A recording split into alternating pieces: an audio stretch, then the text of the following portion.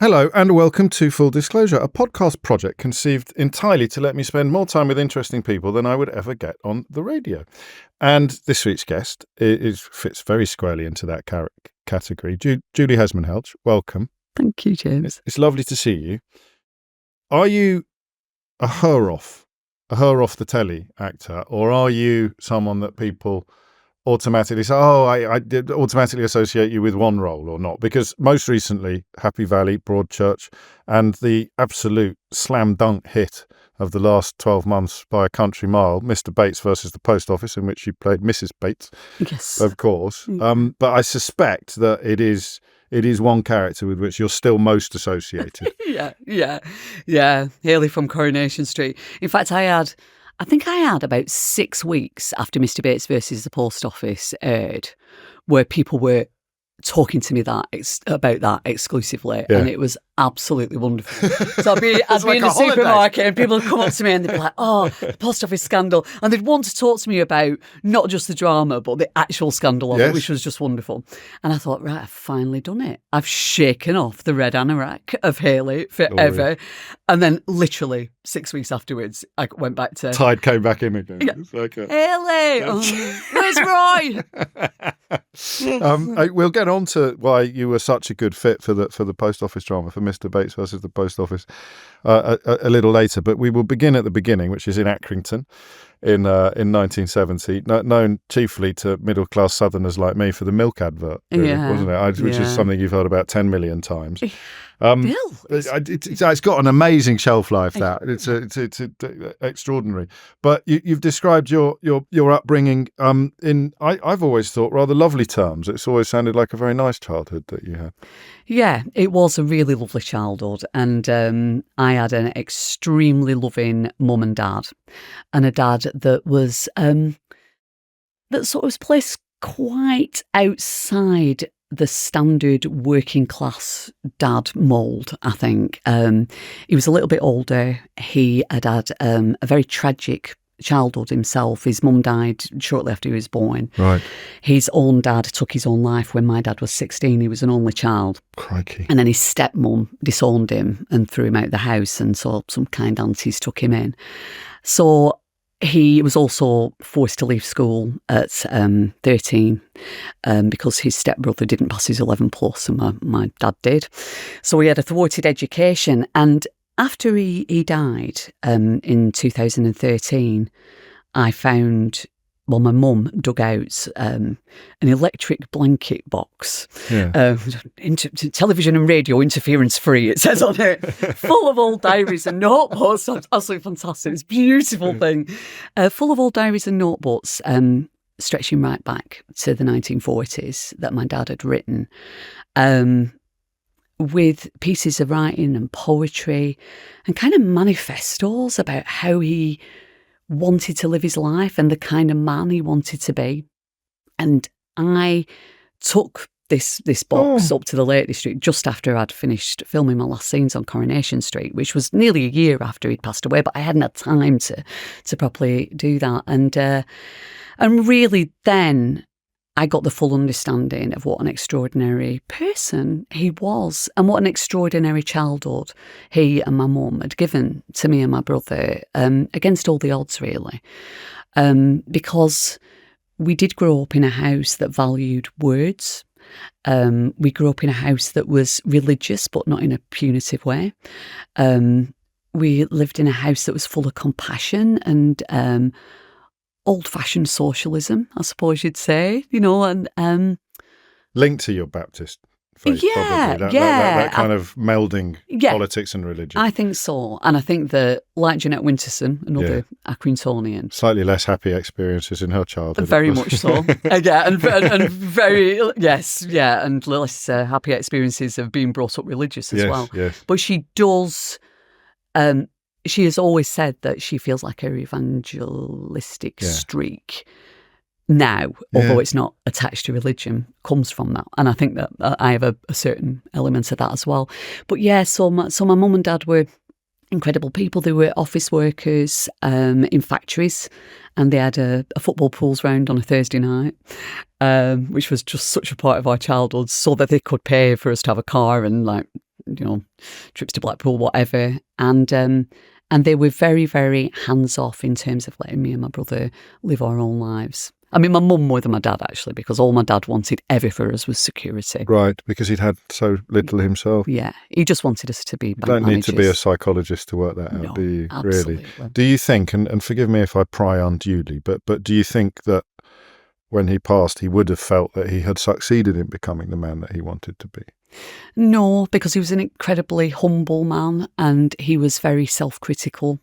Even to the end, he saw himself very much as a cowardly person and a nervous person. And you gleaned this, did you, from his notes and his writings? Yeah, very much so. Blimey. And So you lost him again in a way, a year later, or No, not at all. I mean, that was always in him. Okay. He was a wonderful person that everybody loved. Oh. And I hope that he knew that. So everyone who talks about him lights up. He was funny. Our childhood was full of play fights and wordplay and games. We had this fantastic game. We would throw a tennis ball to each other for hours on end. It was called Nonchalant Ease. And so most ennui-laden toss of the ball would win you the game. It's like Nonchalant Ease. He was fantastic.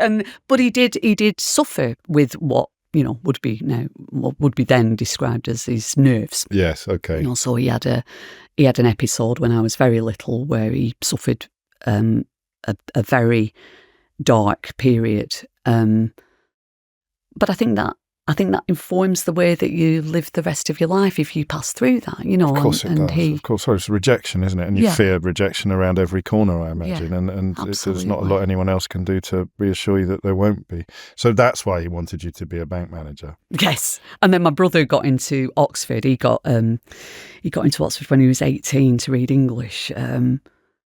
That must have been a mad day in the house. Well, it was just bonkers. and I always have said that in many ways I feel like that was the day that my dad found peace, which is a hard thing for my brother to carry, I suppose. But living that life vicariously, being able to visit Dave at uni and sit in halls with all these sort of, bright young things, listening to them, and my mum and dad were always so engaged with everybody. That was the main thing, really, that we carried through our lives, that when we met other people's parents, we were really shocked that they weren't as kind of interested and locked on. Our memory of anybody visiting our house was always the telly off, the kettle on, and the chairs turned in, and both of them sort of wide-eyed with interest with whoever was there. They were really incredible, very special people, extraordinary, ordinary people. And you only know that the more you spread your own wings, don't you? Because when you're little, the only childhood experience you have is your own childhood experience. But to realise just the interest they show in your friends marks them out from your friends' parents. It sounds extraordinary, actually, in all sorts of ways. But this fundamental happiness has shone through every interview I've ever come across that you've given about your childhood.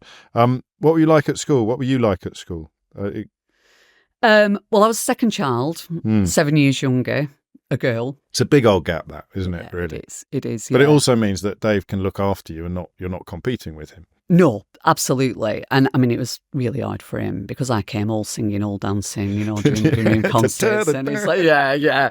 And up until then, he'd been Pet Lamb. And, I think it was very, very difficult. And for me, it was absolutely wonderful. So when me and my husband started our family, I was saying, I think we should have a big gap. Yeah. Because it's brilliant. It's absolutely brilliant having a big gap between kids. And my husband is 7 years older than his brother. And he's like, no.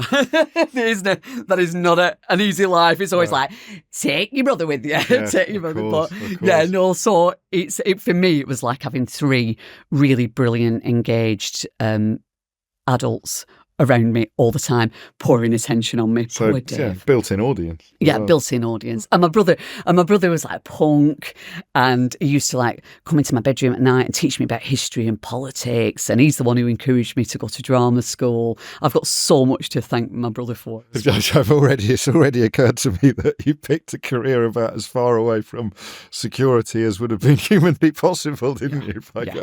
Yeah, it didn't go down well. No, we'll get to that. We'll get to that. We're still at primary school. What were you like? Did you take your kind of precociousness to primary school with you, if that's the right word. No, I don't it really know. is. Yes. Unfortunately, it really is. I'd love to say that, really, yeah. I mean, it's a classic story, really, James, of just like a state-educated child who just had a few teachers along the way who just absolutely did a brilliant job of seeing something and nurturing it. And so I had a teacher called Mrs. Mulderrick at primary school who did English speaking board exams, which of course are pretty much elocution. Obviously it works terribly well.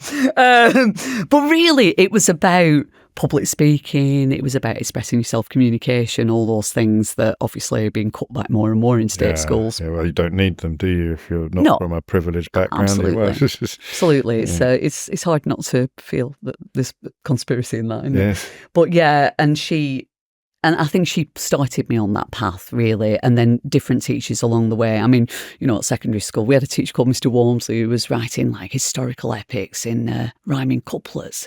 This is a state school in Accrington. I was playing like Robespierre and he's like play about the French Revolution. It's just great. But it's culture for culture's sake. Yeah. Absolutely. And because of their passion for it. Absolutely that. And so I wasn't very academic. I loved English. I always loved reading. I loved arts, but I was lazy. And I was lazy through secondary school as well. And you were permitted to be lazy, were you? A bit by mum and dad, was it? Well, my mum's mantra was always like, just think what you could have done if you'd have worked. Yeah. Because I was always a little bit of a I said that to one of mine last night. Did you say those words? I said you should go doing like if you just push revision. Yourself a bit harder. Yeah, I know, but I don't know how helpful it is. Really, didn't make any difference with you. Well, no, it didn't really. But I feel like at every stage of my life, and this is honestly the truth, I feel like I've just caught the good wave of something. Yeah. So I went through secondary school just at the time when it actually wasn't, you didn't have to do the ridiculous amounts of work that people have to do now. You could kind of skate through a little bit. Yeah, I did my A-levels at a further education college that was well funded, where we had a teacher that wasn't trained but that had been a working actor who instilled in us this idea that a job as a jobbing actor was for the likes of us. Okay. That was Martin Cosgriff. Martin Cosgriff, yeah, we lost to COVID, unfortunately.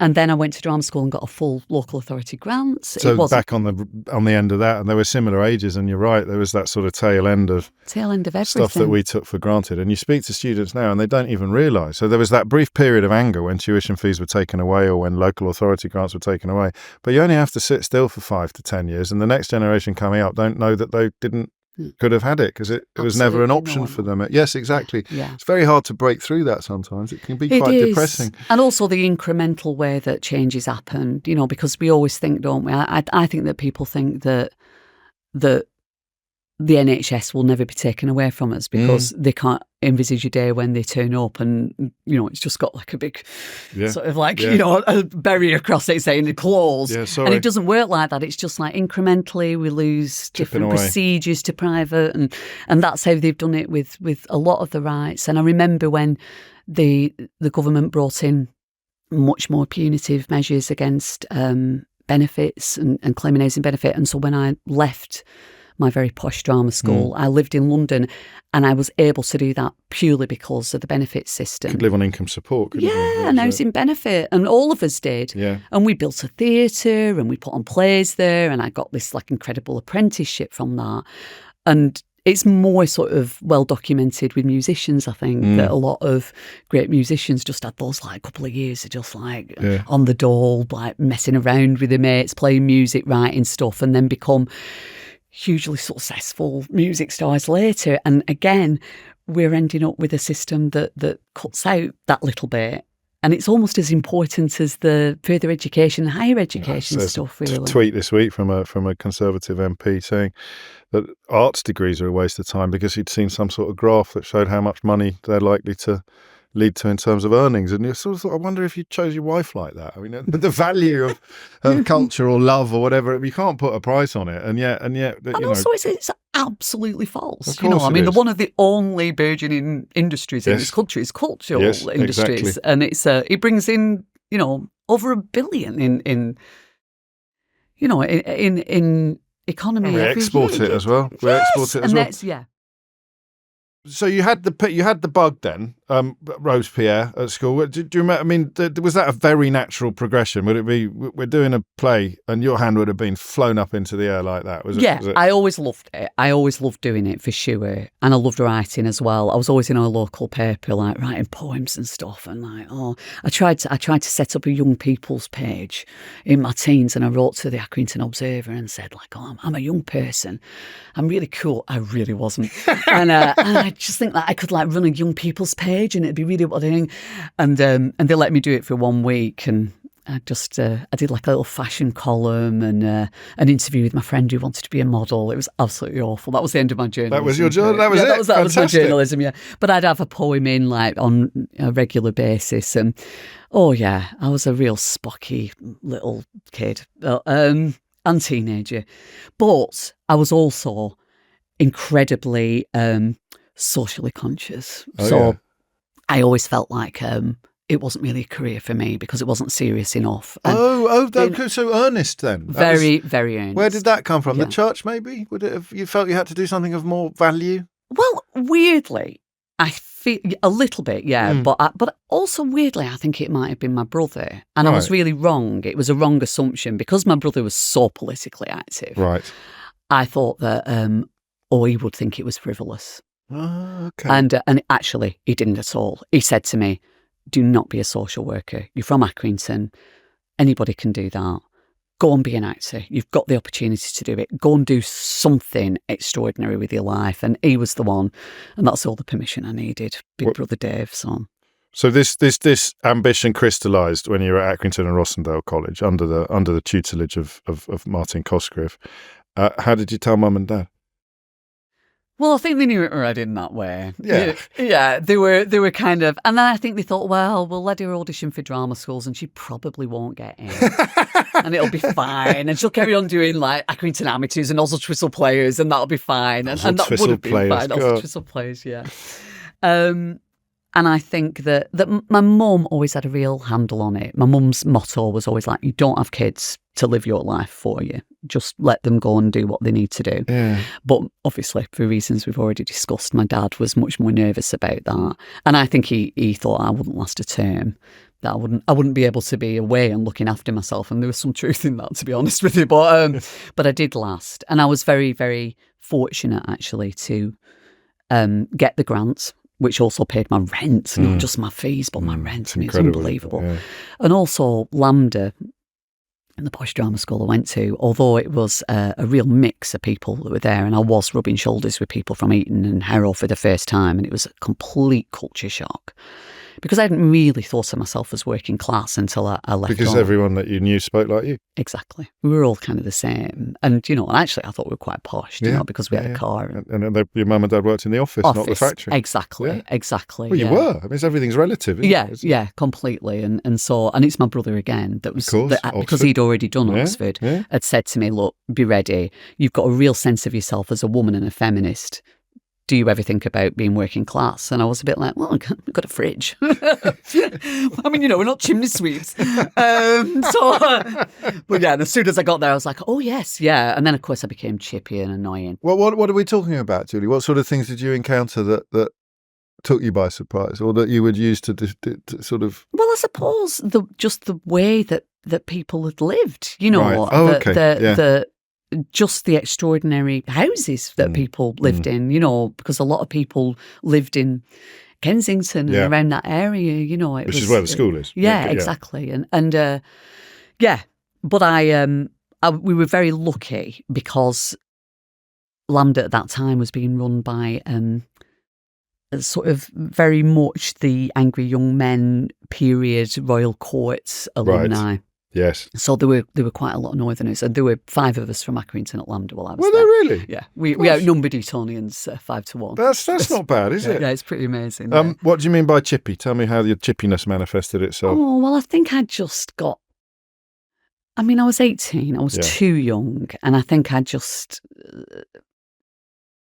It was that thing where you are constantly...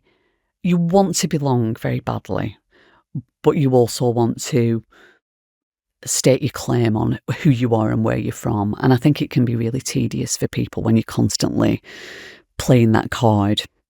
And because actually, the people who were privately educated, who were at Lambda with us, had an incredible work ethic, who were incredibly generous people and became extremely good friends of mine, so it wasn't, but it was kind of like class war, and it's inappropriate in that setting. It has to be, you kind of have to work together and bridge those differences. And I think I've got better about that over the years of whereas I'm still extremely proud of where I've come from. I try not to constantly be pitting myself against people in terms of that. I love the way you've described it as that tension between the sort of Brideshead Revisited on the one hand and your sort of John Brain, wouldn't it, Room at the Top type of drama on the other side of it.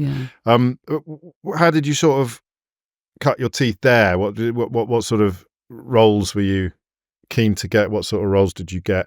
Well, I was really lucky. I mean, it was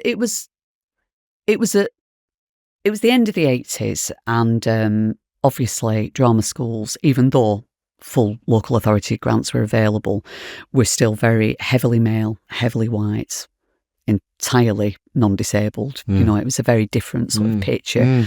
Although my niece went to Lambda not that long ago, and it was pretty much the same. It's changing now, thank goodness, and not before time. But yeah, there were only 6 women in my year, and only 1 woman of colour. And so it was especially difficult for her.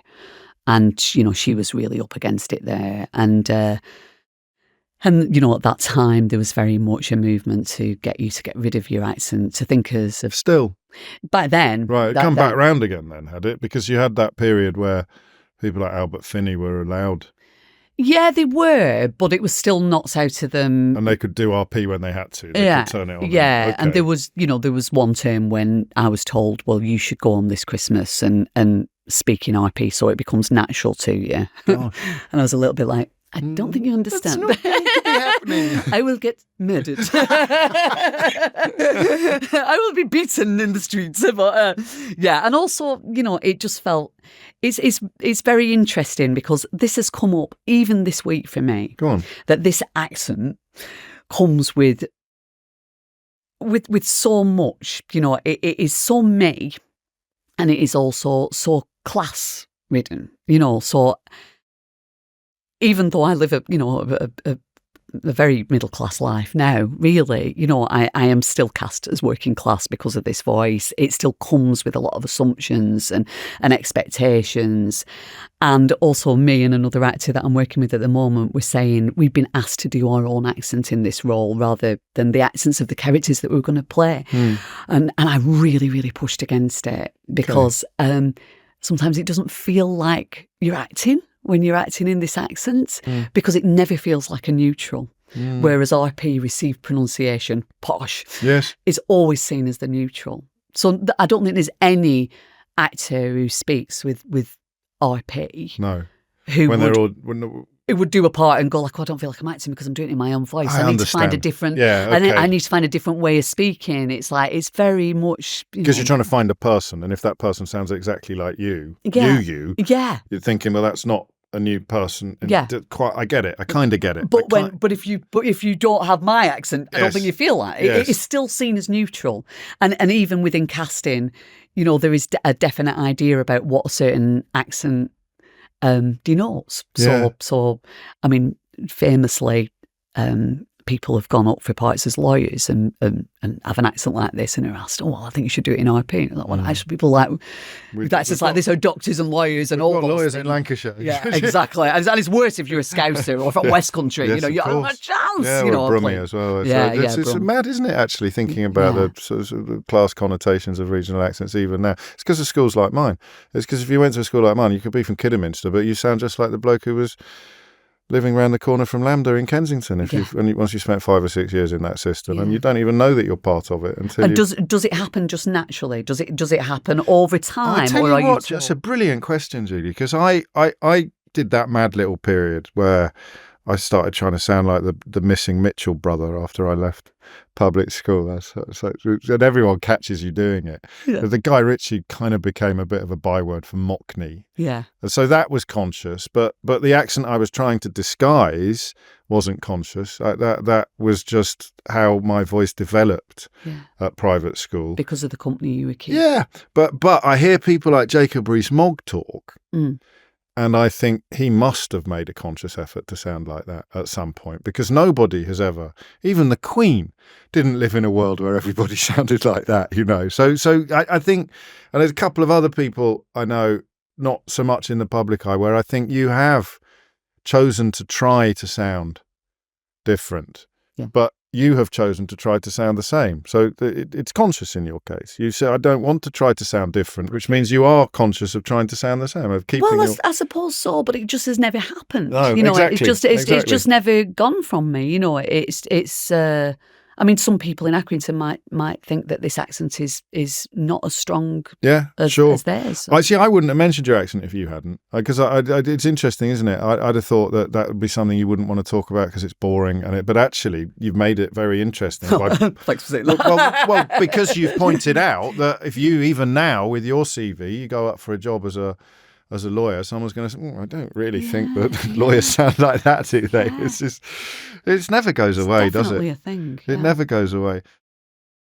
So Lambda was a happy experience. Yeah, right. Yeah, it was for the most, and mainly because of a few teachers, but one incredibly important person in my life, Brian Asprey, who had set up the first multiracial theatre company in apartheid South Africa in the 70s with his wife Yvonne Bryceland, who's like a world famous actor, and playwright Athol Fugard.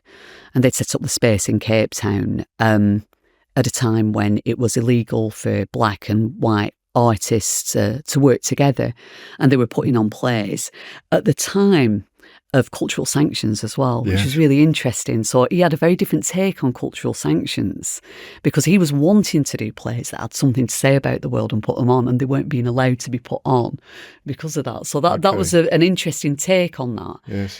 And he very much instilled in us all the belief that art has a role to play in changing attitudes, starting conversations, changing the world, really, because he'd seen it happen. He'd seen the part that theatre played in doing that there. Not that it changed it, of course, but being part of it, and a really important part of it. And also what came with that for him was a can-do attitude like you've never known. So when we all left Lambda, he'd set up a theatre company with a group in a couple of years above us, and then when I left, he said, well, I think we should build a theatre like I do in South Africa, and we'll just, we'll get a space and we'll build it. And we were all just like, we're like 21, skint, we're on the dot, how are we going to build a theatre? And he's like, well, I set up a multiracial theatre company in apartheid South Africa, so, fill your boots. And we were like, yeah, okay, we'll give it our best shots. And we hand wrote letters to every famous person we could think of, a sort of like analogue crowdfunder, and we got thousands of pounds sent to us, and we built a theatre under a block of flats in Paddington and put on plays there for years. Rufus Norris, who went on to obviously run the National, directed his first play there. Loads of us cut our teeth there, and it was a really incredible experience. This was Art's Threshold. Yeah, it's Threshold. Yeah, we've done research. Yeah, and he remained a really, really important person, and I lost him in 2020 as well. And you had a lot of bereavement, haven't you, lately? It's just rough run. That was particularly hard. Mental, yeah, as well. Yeah, it was COVID, but I guess a lot of us did. Yeah. That sounds to change the mood slightly. That sounds as if it was like a kind of ideal scenario for you. It was as if your brother's advice about why you should be an actor was coming true in your first professional engagement. Yeah. Well, it did. It sort of it merged the two things that I'm passionate about. Politics and drama. Yeah, and made me feel like, there is a role for me in this world. What sort of shows did you put on? What sort were they from the canon, or would you devise your own canon, shows? sort of like forgotten classics, Yes. And then a lot of new plays as well. The first thing we put on there wasn't hugely successful, actually, but it was called The Fisherman's Ring, and it was like an epic thing about religion, and it was incredible. And Rufus played Jesus, and I played Pontius Pilate. What was the baddies? And I was like, I've moved through that period into the definite goodie period of my life now. Nice but so we did all sorts of stuff, and then we did one play there that I managed to get an agent from, because I hadn't got an agent after drama school, and then I started getting little bits of telly. How ambitious were you? Back then, not very, actually. I was much more interested in doing it and being with other people and making stuff, I think, genuinely. In fact, the first job I got was a Catherine Cookson miniseries, and it was a really dodgy story. And it was about a woman who was bringing her siblings up in a cave, and she was raped by the local gentry, but then she ended up falling in love with him. I know, it's really, really bad, really bad. The dwelling place, and I was Rose, the plain and ungainly miller's daughter, who her husband left for him. But yeah, and I got paid for that job, and it was a huge role for me. I got paid £3,000. It was a long time ago. It was a load of money. And I felt so guilty about it. Because of the content? Yeah. Right. So I gave loads of it to Rape Crisis, because I've never told anybody that before. So I'm this full disclosure. Look at it. You've got an accident. Look at that. It's like, but I felt absolutely... I was in pain about it, because I felt like everything that I'd been taught by Brian to do work with integrity and to only tell stories that matter, and I felt like I'd taken the dollar. Did you talk to him about it? I don't remember doing. No. I don't remember doing. Probably out of shame. I was probably just like, don't. I'll not mention it to him. Yeah. But and that's really interesting, isn't it? There's so much going on there from all the different strands of the shame. But also you were right. I mean, it should never have been. No. Catherine Cookson was writing in the era that she was writing, or about the era that she was writing about, when it was plausible in some sort of... It was a great drama. I mean, it was very watchable, but politically. What was it like? I mean, could you set that aside at all to just enjoy? I mean, what did your mum and dad think when you were on telly? Oh, they loved it. They were over the moon. They must have been. I mean, thank goodness for that. Yeah, it's something they could actually watch and enjoy as well. They were absolutely chuffed to bits. Yeah. And I had a wonderful time doing it. It was like a taste of something else, a different kind of living. It was.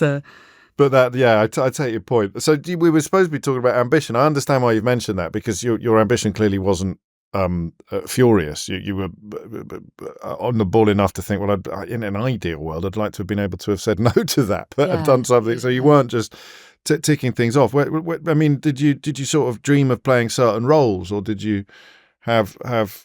No, I never have been that kind of actor. People ask me that now, and it's always really difficult, because I'm always like, I wish I had an answer. I wish, I want to play Hedda Gabler. Yeah. And it's like, that always is glue. Loads of them I know. But no, I love new work. I love new writing, and I genuinely do. And I love working collaboratively and making something in a room. So I've never been... I've done very few established plays. And that's partly because when you do that, the process is about so much more than what ends up than what is on the stage. Your sense of fulfillment and satisfaction could come from having a brilliant idea in the creative process that doesn't actually get you the round of applause when you're on stage a month later. I think it's having agency. It's having agency in the room and being a collaborator. That is definitely... I mean, I have been in situations where I have been just an actor, and I don't know how much I'm allowed to say or what I'm supposed... And I find it really, really difficult.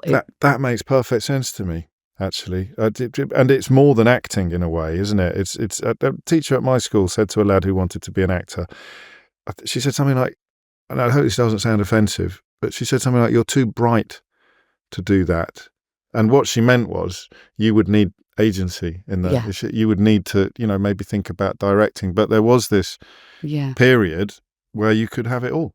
Yeah, absolutely. And I think that I should come back on that actually, because I think there are a lot of incredibly bright actors. Of course there are. And I think, and I know you weren't saying that, but I was thinking, because I was like, yes, I'm too bright. I was enjoying it a bit too much. Yes, I'm the brightest. That's why I can't do it. But I think what it is that very often if you have a bright child and they want to be an actor, that's much harder than an unacademic child who wants to be one. You just go, oh yeah, go for it. If you have a bright, and so many actors I know had to go through uni to fulfil that expectation of their parents and families. Something to fall back on. Exactly, and then go into acting, and it's just been a waste for them. But I think there are actors who live and breathe it, who are incredibly intelligent in a different way, and who are incredibly instinctive, and whose life is about. I'd put in that category Jason Watkins, who I know you've interviewed here, Monica Dolan, who just have this sort of ability to transform, and they're almost like a vessel that you pour a character into. Yeah. And I'm just not that. I'm just not that kind of. So I think that must be, if you are that must be incredibly fulfilling. See, I know exactly what you're describing, but it is almost impossible to put into words. Vessel's a great word. It's as if I've pinched that off someone else. Did Susan Brown described Monica as that to me when we were doing the post office. She went, she's just like this vessel.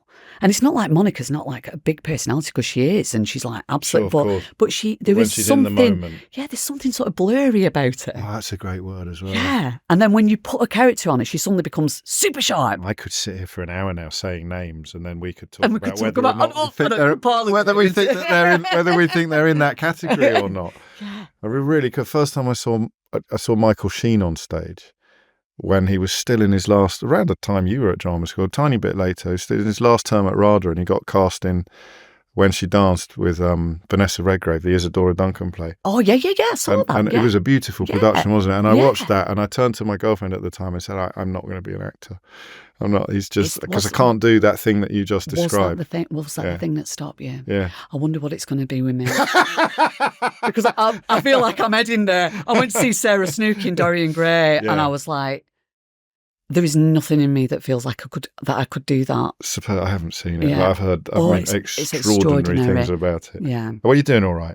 You're doing all right. Well, I'm doing all right, but yeah. I do know what you mean. But some people might put you in that category. You don't know, do you? It's well, I mean, it's what you feel yourself, I think. Yeah, of course it is. But if you felt you were that, you wouldn't be. There you go.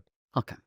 I'll take that. Not believable. So the Catherine Cookson, and then I don't know if there's an actor in the country of your age who didn't do the bill. I think that was, but you pick up these. R.I.P. Yeah, I know. I was like, doctors became the bill. I know. A lad I was in Manchester Youth Theatre with, Philip Ralph, tweeted something the other day about what the loss of doctors would do. Massive. To the whole industry, and I hadn't, until I saw that, I hadn't properly clocked it. It was the new rep, like the bill was, wasn't it? Absolutely that, yeah. Giving actors a chance to, cut their teeth and earn enough money to keep the wolf from the door for another few months. Absolutely, it's tragic. Yeah. So you went up for that, and the Ellen Pascoe and various other things. Was it ticking over when you got an agent after the Catherine Cookson? No. I was like peaks and troughs. Yeah. Oh yeah, and more troughs for sure. Yeah. No, it was odd, that period. Yeah, that post threshold. Catherine Cookson was kind of a bit of a highlight, and then I had a few really sort of high profile auditions. Like famously, I went up for Braveheart to play Toothless Girl at Wedding, and I had to meet Mel Gibson. And the casting director was just like, just when he comes in, just like make an impact on him. I was like, what do you mean? She went, just guard him and just be like, hiya. And I was like, okay. And I was like, hiya. And he was like, just looking at me as if to say, who is this person? And I didn't get it. So yeah, good for you, whoever got Toothless Girl at Wedding, but it weren't me. Yeah, and then it was, and I was really starting to feel like I was struggling. Right. And then I got a job at the Royal Exchange, playing a tiny, tiny part in Much Ado About Nothing. Oh yeah. I played a night watchman and a maid, the smallest parts, and the Corrie casting people came and got me in for Hayley then. Gosh. And that was like the moment that completely changed my life. We're talking nick of time stuff then. Were you actually sort of thinking, because a lot of good I mentioned Manchester Youth Theatre. A lot of people I was there with did well straight out of it. Yeah. And then it just began to tail off, and people you got to pay your bills, you got to pay your rent, you got to pay your mortgage. So you can't wait. You can't have the gaps between jobs, can't be as long as they could be in your mid-20s or your early 20s. No. And I was like 27 then, so I wasn't quite at that point. Sure. But I was probably getting there. I mean, just mentally as well, needing something more to do. And and then I got that, and that was just like, obviously, the moment that changes everything. Well, I'd read that we've talked about the lack of formal ambition, but you did have aims. You've told other interviewers that you had 3 main aims. What were they? To be £100 in credit in the bank, to have a new hat, and to play a character in a soap, very specifically a soap that had something to say about the world. Why did you fancy that? What was the rationale there? I think again it was. I can make sense of the first 2. But the hat. You could understand Everyone the likes a hat. Everyone likes a hat. I have no idea where that came from. I think and the lofty £100 credit. Yeah. Wow. I think it's because I grew up on soaps and I loved them, and I grew up on Corrie, obviously, but also EastEnders and Brookie, which and Brookside was like a big sort of like social commentary drama, and I think that everything that Brian had instilled in me made me feel like, that's a mass audience, and no one ever really talks about soaps as being working class drama, and they really are. Do you know, when we talk about the absence of working class dramas on our screens, everyone gives a swerve to something that gets for 3-4 hours a week, if not more. Absolutely, and it's huge, for working class people still, even with dwindling audience figures, and so I felt like to reach that kind of, and I'd seen it happen. I'd seen the impact of Colin in EastEnders coming in that very low key way that he did. Yeah. I'd seen the effects of like HIV and AIDS storylines, and I couldn't imagine what it would be. It felt like everything had been done, really. Of course. So when this came up to play a trans character, this really worked in my favour. I was completely and utterly naive. I didn't know that the character was going to be a joke.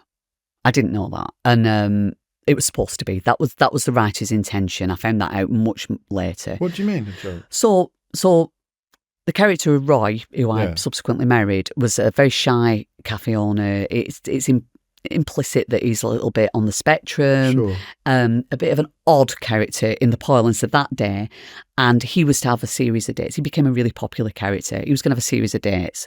Hayley, my character, was going to be the first. He was going to fall in love with her, and then she was going to reveal that she was trans, in the language of the day as well. Horrendous. Yes, of course. And then he would freak out, and I would disappear. So it's like a sort of Weatherfield crying game type moment. Yeah. That exactly that. Gosh. And that did play out. That did play out. But what they didn't anticipate, and that's partly because of my naivety, I think, because I was just like, I'm here and I'm here to stay. I'm very happy in this role. I am like representing the trans community, and I think that basically the public got behind us. It was just one of those little bits of telly magic where there's chemistry there, and people really wanted that relationship to work. They loved us together.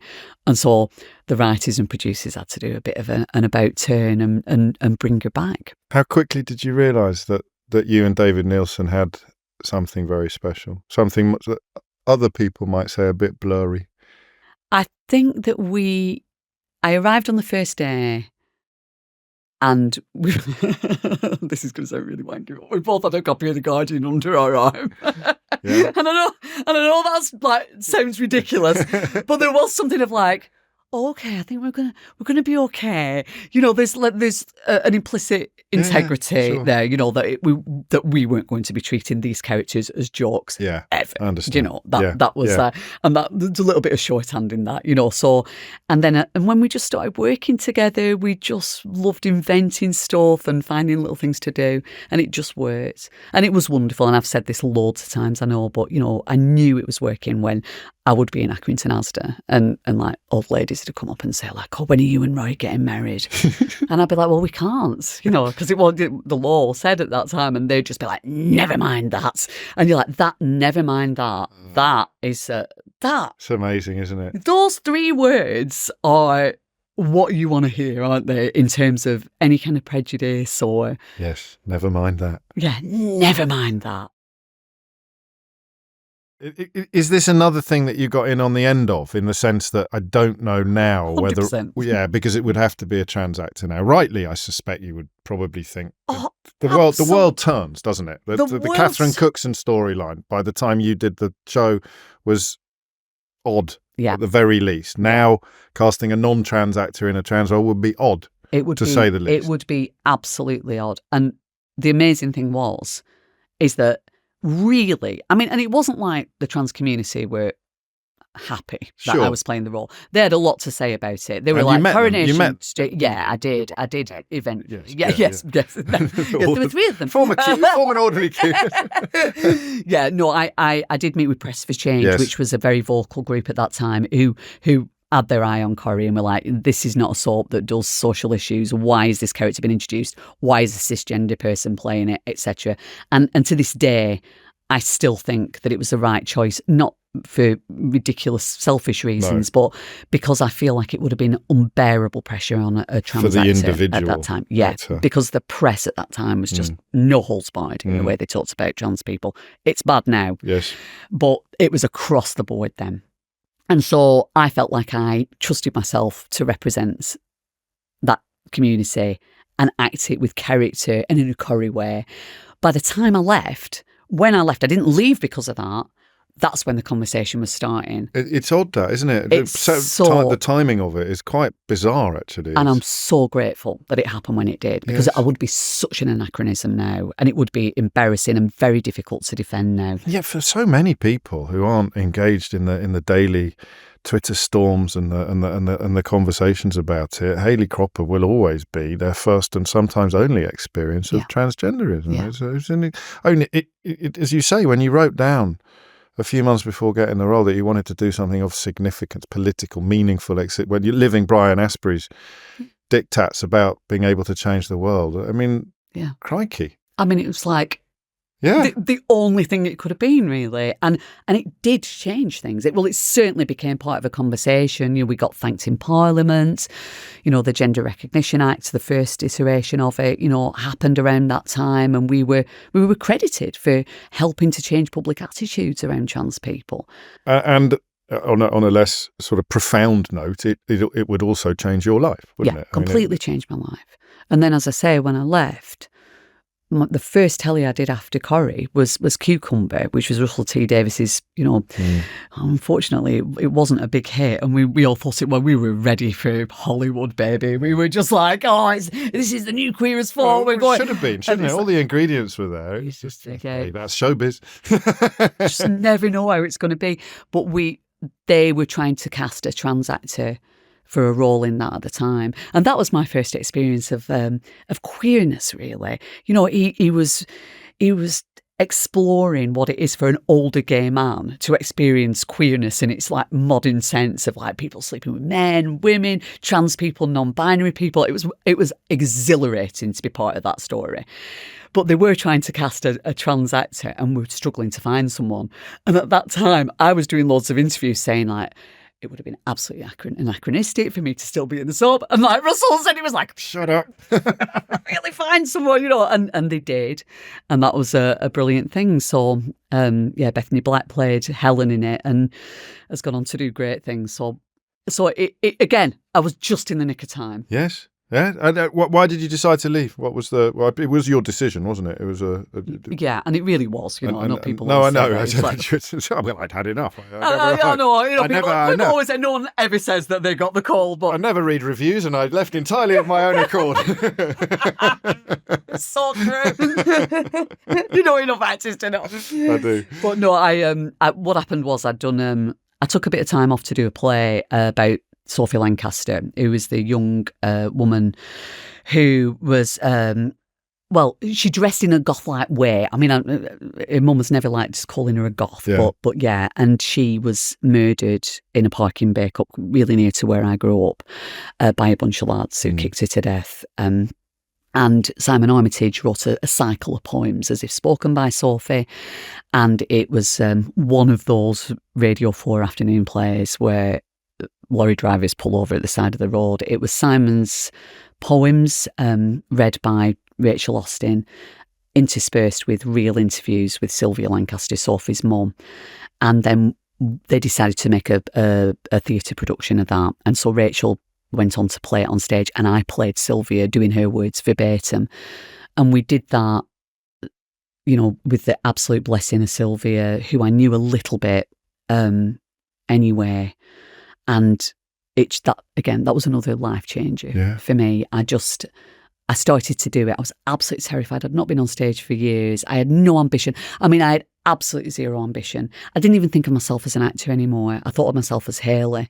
I was like, I was fine with that. People would come in to join the cast and I'd be like, I'm Julie. I've been here for 15 years. They'll carry me out of here in a box. Yeah. I'll be here for the 100th anniversary. I really wanted to be like Betty Driver. I was really happy. I loved it there. And I'd go and see plays and be like, no idea everything. Oh, well done. I'm just like, nothing in me wanted to do it. And then I did this play and I saw the effect of it. And it was an extraordinary thing to be part of, because people would sit in silence at the end for like 10, 15 minutes. It's like, it was really something to be part of that.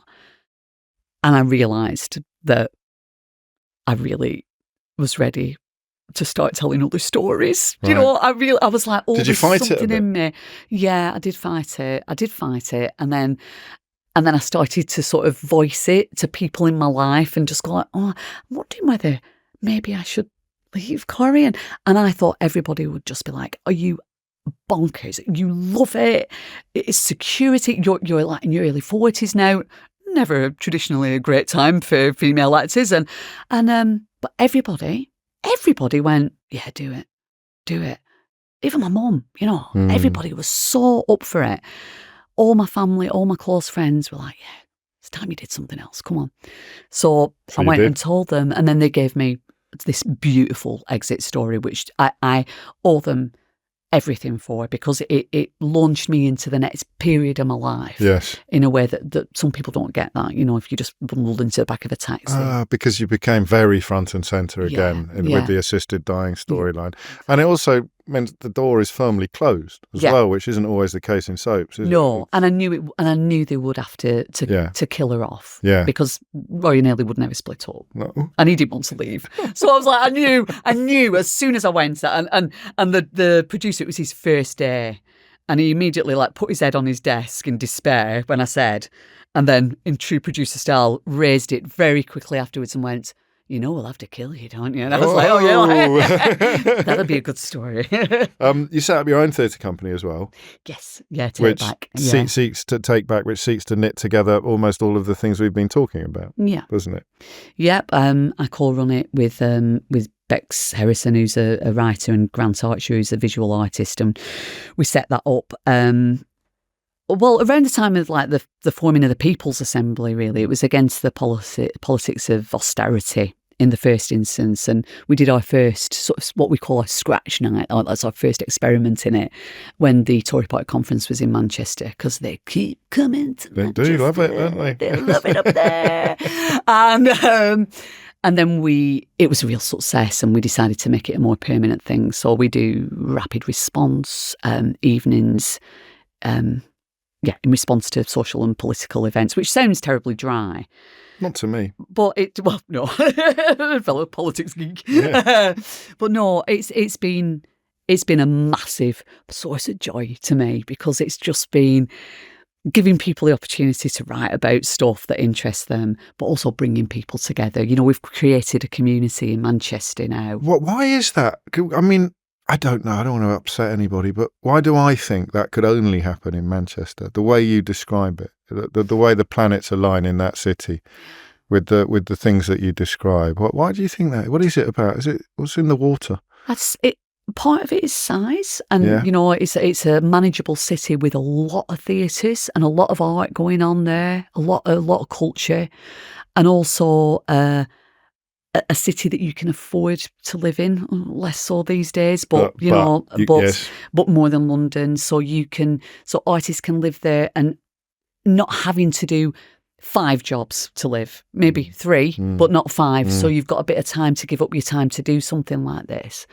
And also, obviously, I'm going to say Manchester with its rich history of protest and campaigning and that mad museum really brings it home, doesn't it? The Museum of the Working Class. Yeah, the People's History Museum. Yeah, it's brilliant. And the Working Class Movement Library as well. Yes, which is wonderful. And your evangelical streak's gone nowhere. That partly, as you've described, the theatre company, partly with your Facebook page that you set up, doing the 500 acts of kindness. That speaks to the Baptist childhood a bit, doesn't it? And other things. And then, a socialist as well, I think. Of course, yes. Go put a pound in, share it out. And even when you came to write a book, or we came to write this book, The Actors Alphabet, you're thinking, how can I help other people? How can I help other people look after everything from mental health right through to getting into... Well, you're making me sound like a very good person. Well, I'm not. I'm just literally listing things that you've done, Julie. And if that makes you sound like a very good person, I'm enjoying it. Yeah. How do you pick your projects then now? Because I mean, but both the non-thespian projects and the thespian projects. Because I suppose we've come up really bang up to the Mr. Bates versus the Post Office, which is why I said at the beginning that will knit together an awful, because that is another job where you just go, oh yes, that's got my name written all over it. Oh God, yeah. I mean, I've talked about that quite a bit since it had the impact it exploded. That I was, if I hadn't been in it, I would have been heartbroken. It would have been. Yes. There's not many things that I watch on telly that I just go, oh, it would have hurt me not to be part of that. I think the dovetailing of drama and politics was almost complete, wasn't it? I enjoyed this bit. Yeah. Do you know? I enjoy like the phone call going like, Sarah Montague wants to talk to you about why it's taken an ITV drama. I like that bit, and I can do that bit. Yeah. I can talk about that stuff, you know, with passion, and I enjoy it. So, and a lot of actors hate that stuff, you know, and shy from that. So. Yeah, if I would have heard another actor stumbling through some kind of like explanation of it, I would have been like, no, that's my job. But yeah, it was really, I mean, such an amazing thing to be part of anyway. And I've never been in a read-through before where the producer cries, really? You know, before we've even done the read-through, because he was so passionate about it, Patrick Spence. He was so absolutely determined that we do this and tell this story. And it was really hard to get it made. Oh, yeah? You know, because everything has to be sold in America now. Right. It's all global sales. It's all that. And they were like, it won't sell in America. It won't happen. And everybody did it for less money than they normally would. Okay. And they were just like, well, we'll do it and we'll give it a go. But nobody anticipated how it would take off. When did you realise? Well, I think I properly realised the week after, right? Because it was on the first week in January, so everyone was kind of like still kind of coming to after Christmas, you know, in news world, and I think that people were. I think the response to a really particular scene, and again it was Monica Dolan. And it was when she's playing Jo Hamilton and she's in the post office and she's just like tearing her hair out, literally, and she's surrounded in receipts and she's on the hotline to Horizon and she's saying, thank you so much. I'm so lost with this. I'm terrible with numbers. Can you? And the numbers and the deficit doubles in front of her eyes. And she's like, and I think that was a turning point. Yeah. I think some people had to turn off at that point because it was like, oh, I can't. It's an anxiety dream. Yeah.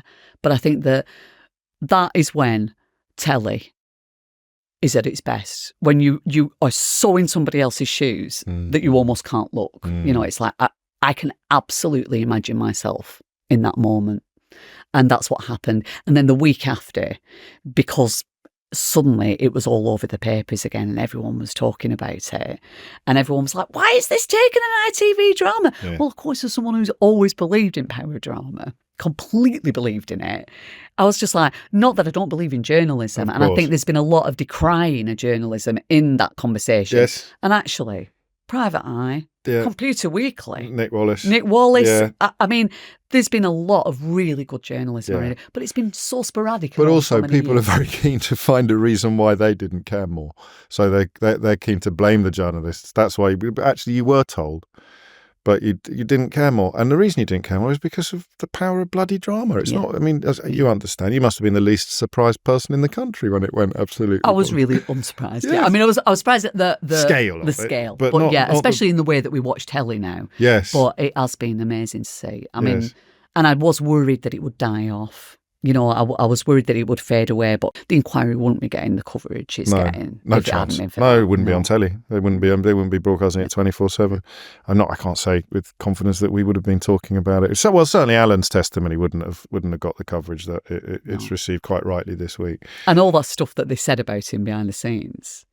It's like, as a nation, we're all just like, got it accounted. It's like a sequel. It's like a sequel or a red button a day, isn't it? It's magic. It is. It really is. And it's not going anywhere.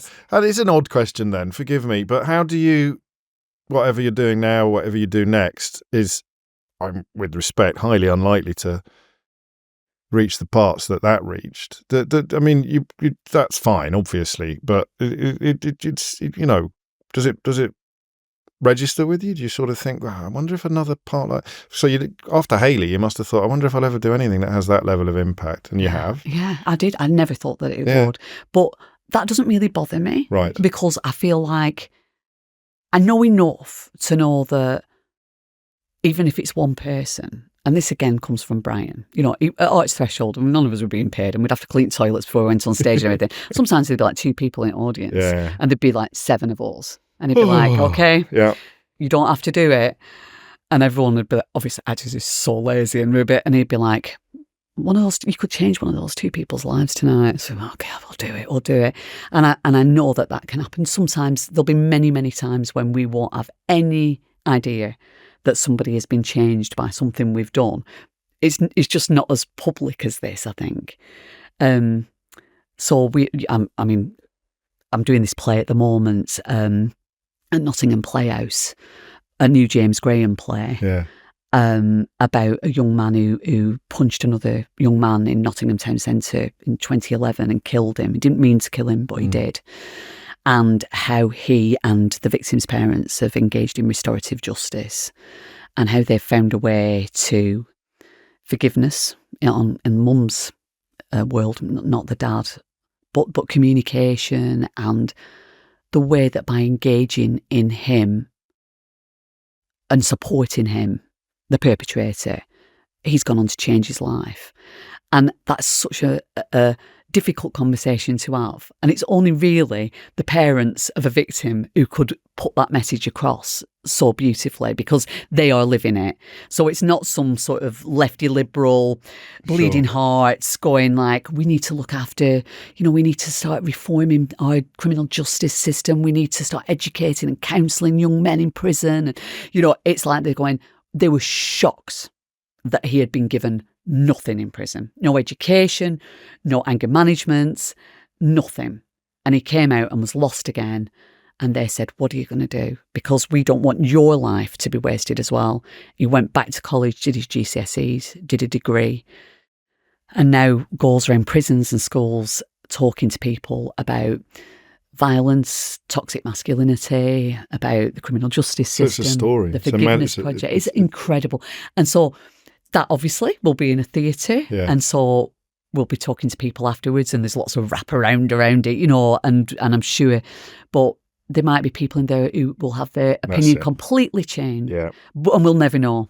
So it doesn't matter whether it's the whole country watching or whether it's 2 people under a railway arch in Paddington. Yeah. You do what you do in the hope of fulfilling what Brian taught you and changing one mind. And also, it's not always about changing minds. We take I've really thought hard about this because we get accused a lot of preaching to the choir, preaching to the converted. And I'm just like, as someone who's grown up Baptist, I'm just like, you don't preach in the pulpit to convert people. You preach so that people are emboldened. You reinforce the belief system. You make people feel part of something.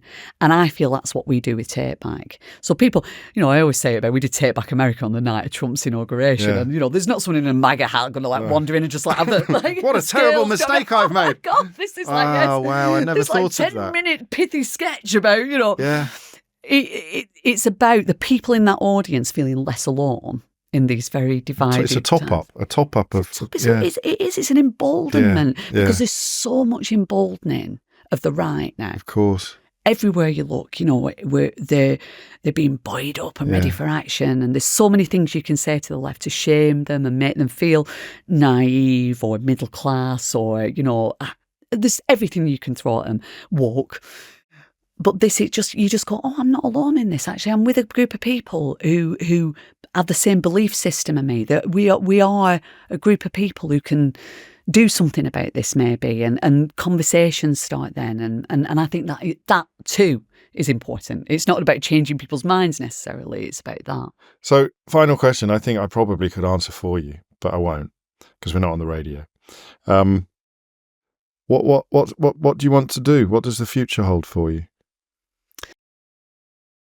I don't know. Right. I don't know. I want to carry on doing what I'm doing, but I don't have any plan. And I have had plans in the past, and I have had sort of little benchmarks to get to, but I'm a little bit without that at the moment. I love working, and I love working with people from all different backgrounds and ages. I'm working with young people again now because I often am. They often play with my children. And I learn so much from them. I mean, you must have this, having kids. The stuff that my daughters teach me about the world now, it's really exhilarating. And I want to be around that. And I want to keep match fit in that way, mentally and intellectually and politically. And so, so it's a bit of a weak answer to end on. But I just want to carry on. Going. Yeah, that's what I thought you were going to say. Yeah, because why wouldn't? I mean, after an hour of this conversation, it's you're one of those very lucky people for whom you are doing what you set out to do. Yeah, I'm so lucky. And long may it continue.